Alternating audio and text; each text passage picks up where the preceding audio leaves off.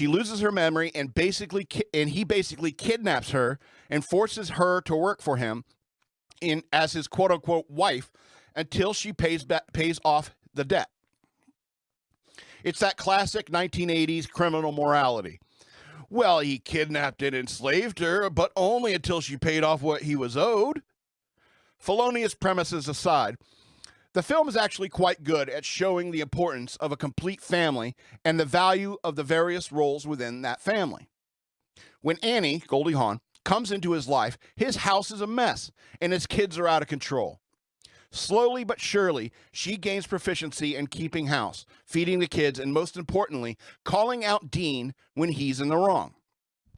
She accurately points out all the problems within the family and holds Dean to account for things like the oldest son constantly jacking it. The youngest kid can't read, and that's an issue.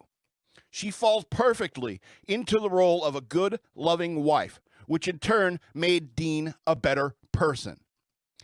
Dean and his friend Billy had been talking about designing a mini golf course for years, but thanks to Annie's involvement, they stopped talking about it and started being about it.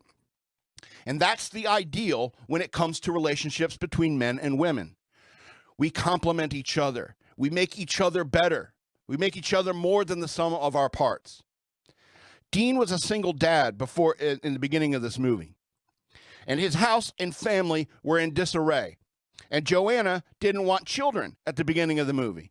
And she was a bitch with no perspective about how most people live. And obviously, the main moral of the story is how a spoiled woman learned empathy by being forced to live in a lower middle class family. But the second moral of the story is the fact that Dean and Annie made a good couple. And there's no denying the love story of it all. I'm man enough to admit it. Despite all the laws that Dean broke, there's romance to it all. Men and women make each other better. And this movie shows that the traditional roles of the family are the ideal way for people to live and to raise children. Those prophet boys were in desperate need of a woman's influence at the beginning of the film. And that's why that principal lady showed up to Dean's house.